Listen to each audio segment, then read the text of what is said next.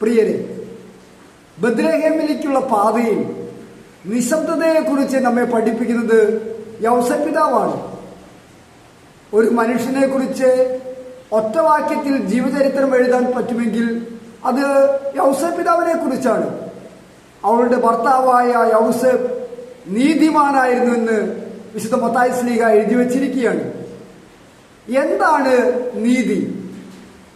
അർഹതപ്പെട്ടവനെ അവകാശപ്പെട്ടത് കൊടുക്കുക എന്നതാണ് നീതിയുടെ ക്ലാസിക്കൽ നിർവചനം.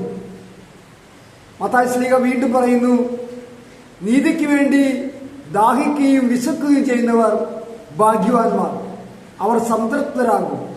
അതേ പ്രിയരെ, ഇവിടെ യൗസേപ്പിതാവ് കാണിക്കുന്ന നീതി മാനുഷിക നീതിയല്ല. മാനുഷിക നീതി അനുസരിച്ച് വിവാഹിതയാകാത്ത ഒരു സ്ത്രീ ഗർഭം ധരിച്ചു കഴിഞ്ഞാൽ കല്ലെറിഞ്ഞു കൊല്ലണമെന്നുള്ളതാണ്. എന്നാൽ ഇവിടെ ദൈവിക നീതി നടപ്പാക്കാൻ യൗസേപ്പ് തയ്യാറാകുകയാണ്, കരുണ കാണിക്കുകയാണ്. ഈ ബത്ലഹേം എന്നുള്ള ആത്മീയ ശുശ്രൂഷയിൽ പങ്കെടുക്കുന്ന നമുക്ക് ഓരോരുത്തർക്കും ചിന്തിക്കാം, എത്രമാത്രം കരുണ അവരിനോട് നാം കാണിക്കുന്നുണ്ട്.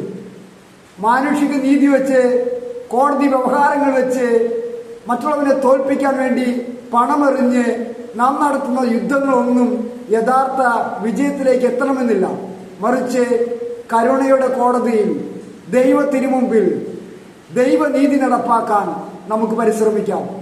ഈ നോമ്പുകാലം കരുണയുടെ നീതി നടപ്പാക്കുന്ന ഒരു നോമ്പായി മാറട്ടെ. ആമേൻ.